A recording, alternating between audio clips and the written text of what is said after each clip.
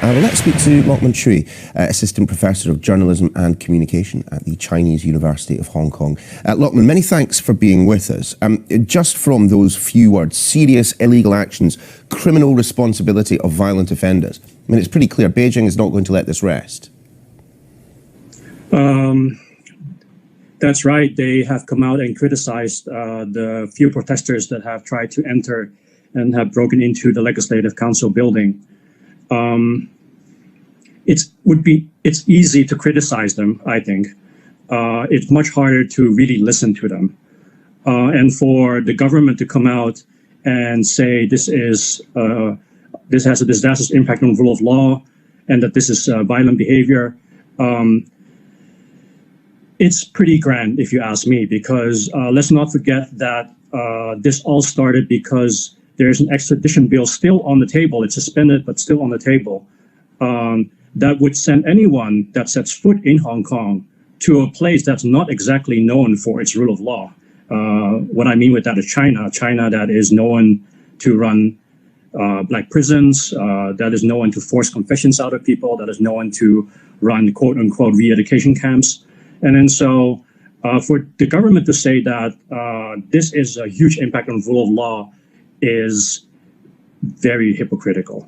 On the note of violence, where do the protesters then go next, given the fact that this bill is still, as you say, on the table? So it's not just me saying that this is on the table. It's not just the critics saying that this is on the table. It's actually someone from her own side, someone from the pro-Beijing party that said this is still on the table, and that, you know, if a few months from now things quiet down, they might reintroduce it. And then so there's real legitimate concern that this bill is still on the table and that it might be reintroduced. And that's why we have been so vocal and so clear in asking for its complete withdrawal and retraction rather than just a suspension. And we want to, and no one that I talk to wants a violent solution to this. Everyone that I talk to wants a peaceful and non-violent solution to this. But for that to happen, the government and the people need to talk. We need to have a discussion. We need to have a conversation. And for a conversation to happen, two sides need to talk to each other. And the problem is that the government wants us to listen, but the government is not listening to the people. And that's a real problem. That's a structural problem. That's why I have been marching on the streets again and again and again and again. And the government might say, hey, we listened, but that's maybe 10% of everything that they could do and should do.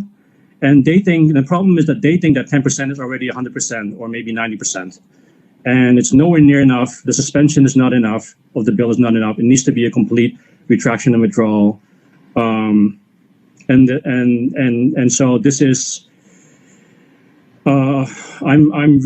I really want this to be peacefully solved, and for that to happen, the government really needs to start listening to its people and not just lecture its people. Indeed. Well, Lachlan, when next you march, as I'm sure you will, please do stay safe. Lachlan Chui from the Chinese University of Hong Kong. Thanks for joining us. Rio de Janeiro's slums are no stranger to poverty and violence. They've weathered corruption scandals, an economic crisis and gang wars. But as the murder rate increases, Sky News has witnessed how the constant gun battles between rival gangs and the police are affecting innocent school children. One teacher told us half of her school students are seriously traumatised. The favelas in Brazil's second largest city are at times more dangerous than a war zone as a battle between gangs and police rages. 1,753 people were killed in Rio de Janeiro.